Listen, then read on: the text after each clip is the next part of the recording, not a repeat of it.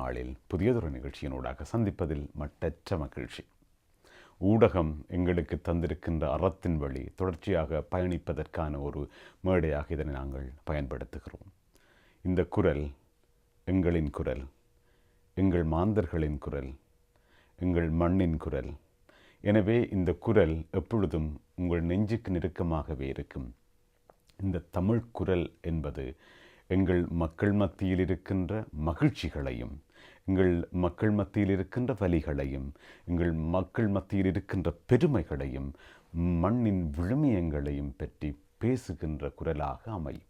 அதன் அடிப்படையில் நாங்கள் எல்லோரும் பெருமைப்படக்கூடிய வகையில் இன்று வாழ்ந்து கொண்டிருக்கின்ற ஓர் ஆளுமை, குறிப்பாக புலம்பெயர் நாட்டிற்கு வந்துவிட்டால் வாழ்க்கை உழைப்போடு போய்விடுமோ என்று அச்சப்படுகின்ற ஒரு காலப்பகுதியில் இல்லை, பண்பாடு, விழுமியம், மொழி, அதனூடான இன்னும் பெரு வளர்ச்சி, கல்வியில் என்று தங்களை தாங்களே செதுக்கிக் கொண்ட ஆளுமைகள் பல ஆயிரம் இருக்கிறார்கள் இந்த உலகத்தில். ஆனால் எங்கள் அருகில் இருப்பவர்களை எப்பொழுதும் நாங்கள் கவனிக்க தவறுகிறோம்.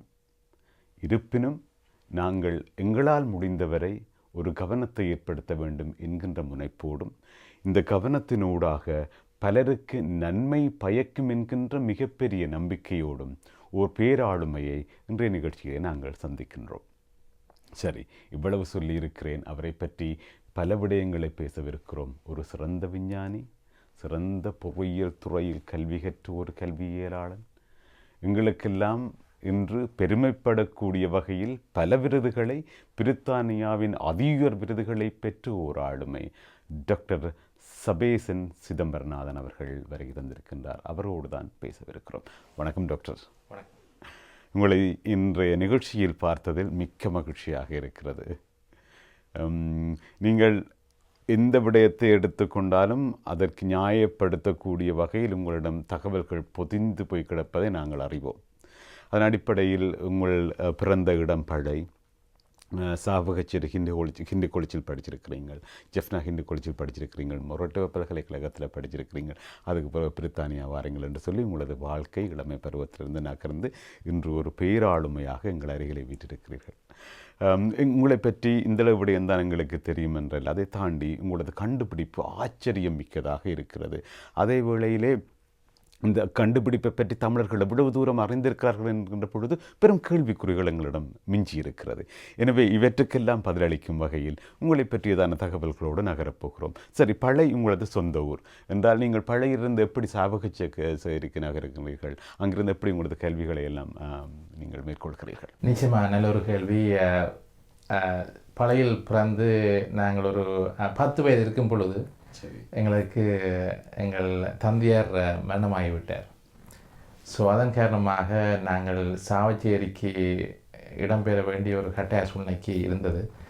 ஸோ அதன் காரணமாக சாவச்சேரி ஹிந்து ஸ்கூலில் ஆண்டு 5லிருந்து ஓலெவல் GCSE மட்டும் படித்திருந்தோம். சாவச்சேரி தான் எங்களுக்கு, சாவச்சேரி ஹிந்து ஸ்கூல் தான் எங்களுக்கு ஒரு நல்ல ஒரு ட்ரூ ஃபவுண்டேஷனை தந்தது. என்றால் வாழ்க்கையில் ஒரு வீடு கட்டைக்கு எவ்வளவு ஃபவுண்டேஷன் எவ்வளவு இம்பார்ட்டனோ, உங்களுக்கு அந்த காலத்தில் அந்த ஸ்கூலில் படிக்க ஒரு கல்வின்ற அந்த ஃபவுண்டேஷன் உங்கள் வாழ்க்கை தூராக இருக்கும். அந்த ஃபவுண்டேஷனை எங்களுக்கு சாவச்சேரி ஹிந்து ஸ்கூல் எங்களுக்கு தந்திருந்தது. என்பதன் காரணமாக இன்றும் கூடி நான் அந்த ஸ்கூலுக்கு என் இதயத்தை செலுத்தி செல்கின்றன. அதன் பிறகு ஜெஃப்னா ஹிந்துவில் நாங்கள் A-level படித்திருந்தோம்.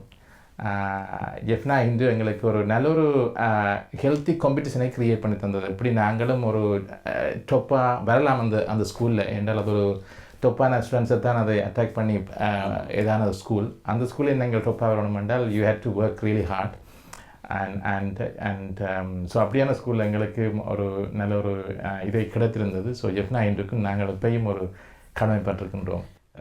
நீங்கள் ஆரம்பத்திலே சொல்லிட்டீங்க 10 வயசில் அப்பாவை இழக்கிறன்றது. இளமையிலே தந்தை இழப்பது என்பது பெரும் வலிதான், அதில் மாற்றமில்லை. ஆனால் அந்த 10 வயதில் இழந்த பொழுது உங்களுக்கு இருந்த பொறுப்புகள் என்ன தனிப்பட்ட ரீதியாக? அதே வேளையிலே அதை எப்படி நீங்கள் மீண்டு வந்த நீங்கள் ஒரு 10 வயசு என்பது எல்லாம் அறியக்கூடியதான ஒரு வயசு. தந்தையின் பாசத்தை பற்றி, தந்தையின் இழப்பை பற்றி, இனி அம்மாவின் நல்லது எங்களின் வாழ்க்கை பற்றியதான நிறைய யோசனைகள் உங்களுக்குள்ள மைண்டுக்குள்ள இருந்திருக்கும். அந்த குறிப்பிட்ட காலத்தை எப்படி கடந்த நீங்கள்?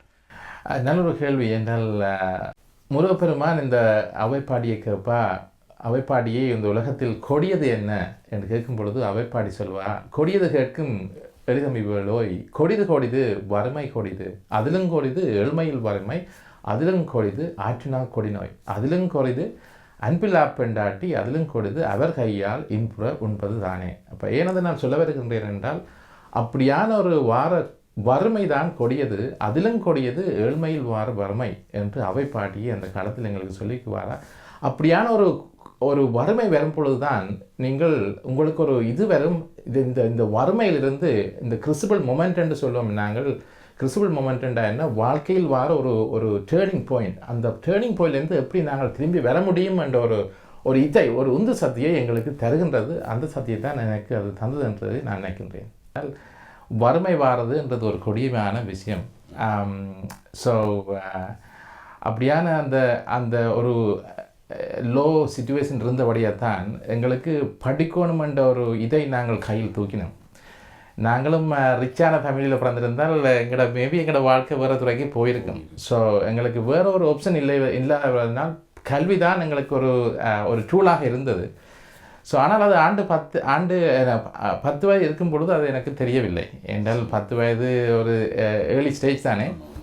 ஆனால் ஒரு 12-13 வயது வரைக்கும் ஒரு அண்டர்ஸ்டாண்டிங் வந்தது. நாங்கள் படித்தால் தான் இந்த சிச்சுவேஷன்லேருந்து நாங்கள் வெளியால் வர முடியும். ஸோ 10 வயதில் நான் நார்மலாக சார்ஜில் படிக்க என் கிளாஸில் பொட்டம் ஆஃப் த கிளாஸாக வருவேன். ஏனென்றால் கிரிக்கெட் விளையாடுறது அப்படியான ஒரு வேறு துறையில் எங்களோட இது போய்கொண்டிருந்தது. ஆனால் 12 வயது 13 வயது வரைக்கும் படிப்பு மட்டும்தான் ஃபோக்கஸாக இருந்தபடியால் திடீரென்று நாங்கள் ஒன் ஆஃப் தி டாப் இந்த கிளாஸாக வருவோம். ஸோ என்ன சொல்ல வரேன் என்றால், உங்களோட எஃபர்ட்டையும் உங்களோட பேஷனையும் நீங்கள் சரியான துறையில் நீங்கள் ஃபோக்கஸ் பண்ணால் எதையும் நீங்கள் அச்சீவ் பண்ண முடியும். பொட்டம் ஆஃப் த கிளாஸுக்கு சொன்னால் கூட டாப்பான கிளாஸுக்கு வர முடியும். அதுதான் நான் சொல்ல வரேன். அப்படியான அண்டர்ஸ்டாண்டிங் 12-13 வயதில் வந்தபடியாக தான் இன்றைக்கு நாங்கள் இந்த நிலைக்கு வரக்கூடியதாக இருந்தது. நிச்சயமாக இதில் உங்களோட அப்பாவின் அந்த இழப்புக்கு பின்னராக உங்களோட குடும்பத்தில் உங்களை வழிநடத்துவதற்கு நிச்சயமாக தாய் ஒரு பெரும் பங்கு வகிச்சிருப்பார். ஏன்னா அம்மான்ற பங்கு எப்படி டாக்டர் சபேசன் அவர்களது வாழ்வில்? நிச்சயமாக அது நல்ல ஒரு கேள்வி. அந்நியர் நாங்கள் படிக்கிற காலத்தில் 4-5 மணிக்கு கூடி ஒழுப்பி விட்டுருவா படிங்க தான். அந்த நேரம் 4-5 மணிக்கு ஒழுப்பி படிக்கிறேன்டா பஞ்சு. அப்போ டீஎம் போட்டு தந்து தட்டி ஒழுப்பி டீஎம் போட்டு தந்து தர சொல்லுவா, தம்பி ஒழுங்குங்கோ படிங்கோண்டு. அப்போ அப்படியான ஒரு ஊக்கம், அப்படியான ஒரு வழிகாட்டல் எங்களுக்கு கிடைத்தபடியால் எங்களுக்கு அந்த நேரங்களில் சின்ன வயது காலங்களில் நாங்கள் படிக்கக்கூடிய இருந்தது. அது மாதிரி எங்களுக்கு அம்மான்ற அக்கா பெரியம்மாவும் இருந்தவா சாவச்சேரியில். அவாவும் எங்களுக்கு வழிகாட்டியாக இருந்தாள். பிந்திய காலங்களில் எங்களுக்கு அம்மாண்ட தங்கச்சி சித்தியிலும் இருந்தால் அவாவும் எங்களுக்கு இப்படி வழிகாட்டியாக இருந்தால். இப்படியான மனிதர்கள் எங்கள் வாழ்க்கையில் வழிகாட்டியாக இருந்தபடியாக தான் எங்களாலையும் நாங்கள் அந்த நேரங்களில் சரியான இதை செய்யக்கூடியதாக இருந்தது. நிச்சயமாக டாக்டர், அது இல்லாவிட்டால் எங்களை கைப்பிடித்து நடப்பதற்கான பாதைகள் எதுவும் தெரிந்திருக்காது. எனக்கு தெரியும் உங்களது வாழ்க்கையில் நீங்கள் பல்கலைக்கழகத்திற்கு சென்று பின்னர் இவ்வளவு பெரியதொரு கண்டுபிடிப்புக்கு வருகின்றதற்கு முன்னரான காலப்பகுதியை பற்றி பேசிக்கொண்டிருக்கிறோம். ஆக உங்களது வாழ்க்கையில் மறக்க முடியாத காலகட்டம் என்றால் நான் நம்புகிறேன் இந்த 10 வயசு தொடங்கிய அந்த காலம்தான். எனவே அதில் மறக்க முடியாத நபர்கள் பலர் இருப்பார்கள். ஒரு சிலரை பற்றி ஒரு சில வார்த்தைகள் சொல்லுங்கள், கட்டாயம் அவர்கள் பார்ப்பார்கள். நிச்சயமாக. ஸோ அந்த காலத்தில் எனக்கு வழிகாட்டி உதவி செய்தவர்கள் அம்மா, பெரியம்மா, பெரியப்பா அண்ட் சித்தப்பா அண்ட் மற்றும் ஆசிரியர்கள். ஏனென்றால் ஃபேமிலி நிச்சயமாக உங்களுக்கு அங்கே இருப்பார்கள் என்றால் ஃபேமிலி இஸ் ஃபேமிலி, ரைட்? தான் ஆடாட்டியும் தன் தசை ஆடும் என்று சொல்லுவார்கள். அவர்கள் எப்பயும் உங்களுக்காக நிற்பார்கள். ஆனால் ஆசிரியர்கள் அந்த நேரத்தில் நாங்கள் சரியான ஆசிரியரை நாங்கள் படித்திருக்காவிட்டால், சரியான ஆசிரியரை நாங்கள் சந்திக்காவிட்டால், இப்படியான ஒரு நல்ல ஒரு கேரக்டர்ஸோட நல்ல ஒரு ஃபவுண்டேஷனோடாக வாரது நாட் ஈஸி. ஸோ நாங்கள் தமிழ் படித்தது நாகேஸ்வரன் சார் எங்களுக்கு படித்திருந்தார் சின்ன வயதிலிருந்தே. அவர்கிட்ட தமிழ் படிக்கணுமென்ற ஒரு ஆசை, ஒரு லவ், ஒரு பேஷன் வேறு வேண்டாம். அப்படி அவர் கந்த புராணமோ மகாபாரதமோ ராமாயணமோ அதே அழகாக படிப்பார் தமிழில். அப்படி படிக்க உங்களுக்கும் படிக்கணுமென்ற ஒரு வெறி வரும். அது மாதிரி அவர் நல்ல கேரக்டர்ஸ், நல்ல குணங்கள் என்றால் அந்த வயதில் நல்ல கேரக்டர்ஸ் டெவலப் ஆகிற காலங்கள். 40-30 வயது வந்தாப்புல கேரக்டர்ஸை மாற்றுறது நாட் பாசிபிள், வெரி டிஃபிகல்ட். ஆனால் 10-15 வயதில் உங்களோட கேரக்டர் சரியாக இருக்கும் என்றால் அந்த கேரக்டர் உங்களை லேட்டாக நல்ல இதுக்கு கொண்டு வரும். ஸோ அப்படியாக எங்களுக்கு இப்படியான ஆசிரியர்கள் எங்களுக்கு ராலிங்கன் சார் சயின்ஸ் படிப்பிக்கிறார், ரவிக்குமார் சார் சயின்ஸ் படிப்பிக்கிறார், மேத்ஸ் படிப்பிக்கிறார், மற்றும் அரிச்சோதரன் சார் மேத்ஸ் படிப்பார். அந்த காலங்கள் மேத்ஸ் படிப்பிச்சா படிக்காத பிள்ளைக்கும் மேத்ஸ் விளங்கும் என்றால் மேத்ஸ்ன்றது ஒரு இம்பார்ட்டண்டான ஸ்கில். ஏன்னு சொல்ல வரணும் என்றால் மேத்ஸ் உங்களுக்கு சின்னலேயே நல்லா ஓடினால் உங்கள் அனலிட்டிக்கல் ஸ்கில் வந்து இன்னும் இம்ப்ரூவ் ஆகும். So you will start thinking in a smart way. So இப்படியான ஆசிரியர்கள் எங்களுக்கு சின்ன இளம் வயதில் அந்த கஷ்டமான வயதில் எங்களுக்கு இப்படியான ஒரு கல்வியை ஊட்டி விட்டபடியாகத்தான் இன்று நாங்கள் இந்த நிலைக்கு அடையக்கூடியதாக இருந்தது. சரி, நிச்சயமாக இந்த இந்த இந்த மனிதர்களை எல்லாம் ஞாபகம் வைத்திருக்காவிடில் நீங்கள் இவ்வளவு தூரம் இவ்வளவு வெற்றியோடு பயணித்திருக்க முடியாது. எனவே அந்த மனிதர்கள் எல்லாம் உங்களுக்கு போட்டு தந்த பாதைகள் தான் உங்களை இவ்வளவு தூரம் பயணிக்க வைத்திருக்கிறது. நான் அந்த பகுதிக்கு செல்லதுக்கு முன்னர் சில விடயங்களை இன்னும் பேசி போட்டு போகலாம். நீங்கள் அது வறுமை என்று சொல்ல வரைக்குள்ள ஒட்டுமொத்தமாக எங்களோட தேசத்தில் அந்த காலம் என்பது இலகுவாக கடந்து விட்டு வர முடியாத ஒரு வாழ்க்கை பயணத்தை தான் எங்களுக்கு தந்தது. உங்களுக்கு அந்த 10 வயதிலிருந்து சாவகச்சேரிக்கு போவது என்பது கூட ஒரு பெரும் இடப்பெயர்வு தான்.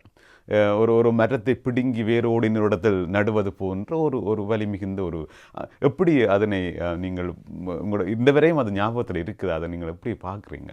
நிச்சயமாக அந்த நேரத்தில் அம்மா இருந்தா அம்மம்மா அவள் தான் சொன்னால், தம்பி உங்கேருந்து என்ன செய்ய போகிறீங்க, இங்கே வாங்க சாவச்சேரிக்கு இங்கே ட்ரை பண்ணி படிப்போம்ண்டு. ஸோ அந்த வயதில் அவளுக்கு நான் நினைக்கிறேன் ஒரு 65-70 வயது வருமா எனக்கு 10 வயதாக இருக்கேக்க. அந்த நேரங்களில் அவள் என்னை கொண்டு கைட் பண்ணி பெரியம்மாவிடம் சாவச்சேரியில் விட்டு அங்கேருந்து அவர்கள் தொடக்கத்தில் செய்யும் பொழுது ஒரு கஷ்டமாகத்தான் இருக்கும். ஏனென்றால் ஒரு புது இடம், 10 வயது, புது இடம், புது ஸ்கூல், புது மாணவர்கள் எல்லாரும் படிக்கணும் என்ற இதில் படிப்பார்கள். சாட்சியில் படித்த மாணவர்கள் எல்லாரும் அந்த கிளாஸில் நானும் தொடக்கத்தில் ஸ்டார்ட் பண்ணிக்க பொட்டமொத்த கிளாஸில் இருக்கேக்க எனக்கு ஒரு டஃப்பாகத்தான் இருந்தது. ஆனால் விளையாட்டு புத்தி இன்னும் அதை மறைத்து விட்டது. ஏனென்றால் நாங்கள் படிக்கிற காலத்தில் கிளாஸுக்கு போகிற காலங்களில் கிளாஸை கட் பண்ணி விட்டுட்டு கிரிக்கெட் அடிக்க ஓடிடும். டியூஷனுக்கு இடையில் காம்படிஷன். அப்போ எங்களுக்கும் கிரிக்கெட் என்றால் ரியல் பாய்த்தியம். அந்த பாய்த்தியத்தில் எங்களோட நோக்கம் கிரிக்கெட்டாக நோக்கி கொண்டிருக்கின்றது. ஆனால் அந்த கடினமான நேரத்திலேயும் ஒரு ஒரு யோசனை இப்படியே தொடர்ந்து போனால் எங்களோட வாழ்க்கை டஃப்பாகவே போய்கொண்டிருக்க போகுது. நாளைக்கு ஒரு சைக்கிள் கடை தான் வச்சிருக்கணும் என்ற ஒரு ஆசிரியர்களும் எங்களுக்கு பேசுவார்கள். அப்போ அந்த நேரத்தில் திடீரென்று ஒரு ரியலைசேஷன் நாங்கள் இதை விட்டு எங்கள் படிப்பை நோக்கி ஃபோக்கஸ் பண்ணணும் என்ற ஒரு ரியலைசேஷன் எங்களுக்குள்ளே ஒரு அண்டர்ஸ்டாண்டிங் வர வலிக்கிட்டது. இப்படி பல பேர் சொல்ல வலிக்கிட சுற்றாடல்கள் எல்லோரும் அந்த சாவச்சேரி என்ற அந்த சுற்றாடல் ஒரு நல்ல ஒரு என்வரன்மெண்டாக இருந்தது. சந்தித்தவர்கள் நல்ல அட்வைஸ் சொன்னார்கள். அப்படியான ஒரு இது வந்தபடியாக எங்களுக்கும் ஒரு ரியலைசேஷன் வந்தது. அந்த ரியலைசேஷன் எப்போ வருதோ நாங்களாக எங்களோட இதயத்திலேருந்து வர ரியலைசேஷன் தான் எங்களை தூரத்து கொண்டு வருகிறது. இப்போ நாங்கள் எங்களோட பேரண்ட்ஸ் எவ்வளோ புஷ் பண்ணி நாங்கள் செய்கிறோமோ, எங்களோட அட்வைஸர்ஸ் எவ்வளோ புஷ் பண்ணி நாங்கள் செய்கிறத வேண்டதை விட்டு உங்களுக்கு இதயத்திலேருந்து ஒரு ரியலைசேஷன் வந்தால் அது உங்களை எங்கேயோ கொண்டே விடும். ஏனென்றால் no one will stop you, no one can stop you. அப்போ அந்த ரியலைசேஷன் எனக்கு 12 வயதில் வந்தது. நானும் இந்த கல்வியை எடுத்து இந்த உலகத்தில் என்ன செய்யணும் என்ற ஒரு வெறியை அந்த 12 வயதில் அதை எடுத்தேன். அதுதான் இந்த பிற்காலத்தில் ஜெப்னாண்டுக்கு கொண்டு செய்தது. ஜெப்னாண்டிலேயும் படிப்பித்த ஆசிரியர்கள் எங்களுக்கு அழகாக படிப்பித்திருந்தார்கள். ஃபிசிக்ஸ் படிப்பித்த சாருக்கு பேர் இப்பயும் பிரபலமான ஆசிரியர் குமரன் சார். குமரன் சார்கிட்ட ஃபிசிக்ஸ் படித்தால் படிக்காத பிள்ளைக்கும் அது விளங்கும். அப்படியான ஒரு சிம்பிளாக அதை எக்ஸ்பிளைன் பண்ணுவேன். அப்படியான மனிதர்களெல்லாம் ஒரு வாழ்க்கையின் மிகப்பெரிய பங்கு வகித்து கொண்டிருக்கிறார்கள் இல்லையா? அது உங்களோட வாழ்க்கையில் மிகப்பெரிய பங்கு வகிக்கக்கூடியவர்கள் இல்லையா? நீங்கள் தெரிவு செய்த துறை அதற்கான மிகப்பெரிய சான்று, நீங்கள் அடைந்திருக்கிற இந்த உச்சம் அதற்கான சான்று. அவர்களெல்லாம் பேசிக்கொள்வீங்களா? குமரன் சாரோடையெல்லாம் கதைச்சு? ஓமும் நான் ஸ்ரீலங்கா போனால் குமரன் சார் இந்த சேரை சந்திக்காமல் வாரதும் இல்லை. அவர்கிட்ட டியூட்டரை சயின்ஸ் வேர்ல்டுன்னு இருக்குது, நியூ சயின்ஸ் வேர்ல்டு. அங்கே போய் அவர்கிட்ட ஸ்டூடெண்ட்ஸையும் சந்தித்து காய்ச்சி தான் வருவேன். அது மாதிரி எங்களுக்கு மேத்ஸ் படிப்பித்தவர் செந்தில் சார் உண்டு, சாவச்சேரியை சேர்ந்தவர். அவர் மேத்ஸ் எங்களுக்கு படிப்பிக்க அழகாக படிப்பார். ஸோ அவர்கிட்ட அங்கே போனால் செந்தில் சார்கிட்ட போய் வீட்டையெல்லாம் போய் தான் வர்றோம். அது மாதிரி எங்களுக்கு கெமிஸ்ட்ரி படிப்பித்த ஆசிரியருக்கு பேர் மணியம் சார், அவரும் சாவச்சேரியை சேர்ந்தவர். மணியம் சார்கிட்ட கெமிஸ்ட்ரி என்ற ஒரு கஷ்டமான பாடம், காம்ப்ளெக்ஸான பாடம். அந்த கஷ்டமான பாடத்தையும் எங்களுக்கு ஸ்ட்ரிக்டாக, வெரி ஸ்ட்ரிக்ட் சார், ஸ்ட்ரிக்டாக அழகாக சொல்லித் தருவார். ஸோ மணியன் சார்டையும் போனால் இந்த 3 சார்டையும் நான் ஸ்ரீலங்கா போனால் அவர்களை சந்தித்து வீட்டை போகாமல் வருவதில்லை. இப்பயும் தொடர்பில் இருக்கின்றேன். என்றால் இப்படியான ஆசிரியர்கள், இப்படியான மனிதர்கள், இப்படியான அட்வைசர்கள், மென்டோர்களை நாங்கள் கண்டது எங்களது பாக்கியம். எங்களது ஆண்டவன் தந்த எங்களுக்கு ஒரு கொடை. அதை நாங்கள் எப்பயும் அப்ரிசியேட் பண்ணி இது பண்ணணும். அது மட்டும் இல்லாமல் நான் லேட்டஸ்ட் ஸ்டேஜில் இப்போ கேம்பிரிட்ஜ் யூனிவர்சிட்டி வரைக்கும் எனக்கு இருந்த மென்டோர்ஸ் வந்து எல்லாரும் வெள்ளைக்காரர்கள், பிரிட்டிஷ். அப்படியான மனிதர்கள் சந்திப்பதற்கே நாங்கள் கொடுத்து வைத்திருக்கணும். ஏனென்றால் அவர்கள் எங்களை ஒரு மகனாக பார்த்து தான் எங்களுக்கு அட்வைஸர் தந்தார்கள்.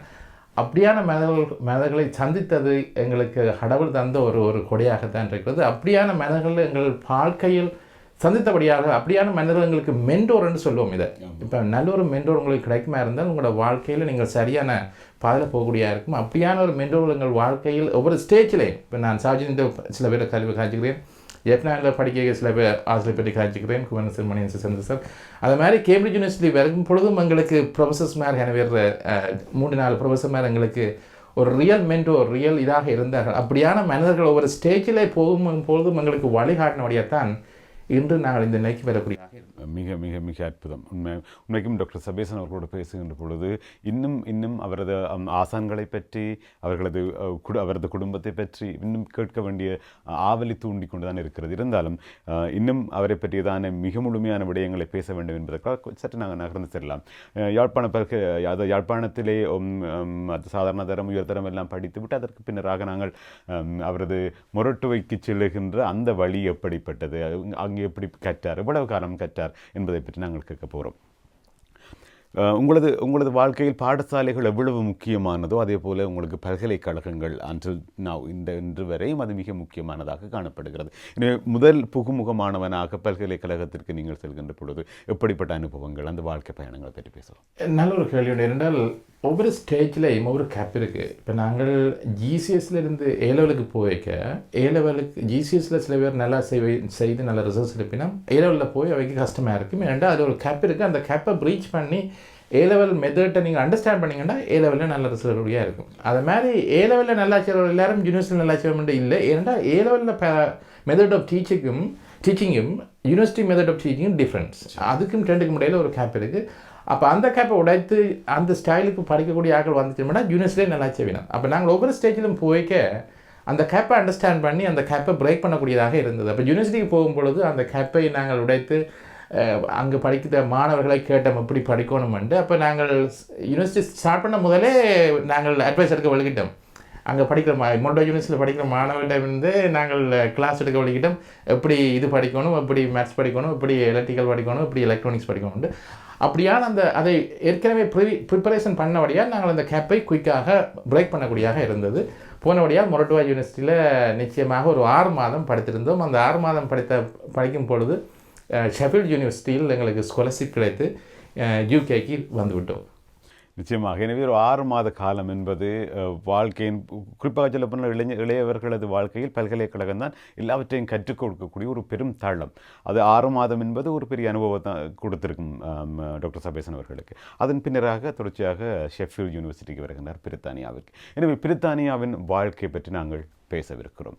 அன்பான உறவுகளை, இன்று நாங்கள் பேசிக்கொண்டிருக்கின்ற விடயம் எங்கள் மக்கள் மத்தியில், எங்கள் சமூகத்திலே வாழ்ந்து கொண்டிருக்கின்ற ஆளுமைகளை பற்றியதான அவதானிப்பு. அதன் அடிப்படையில் டாக்டர் சபேசன் அவர்கள் எங்களோடு பேசி கொண்டிருக்கிறார். அவரை பற்றி, அவரது திறமைகள் பற்றி, அவர் அடைந்திருக்கின்ற உச்சம் பற்றி இன்னும் பேசுவோம்.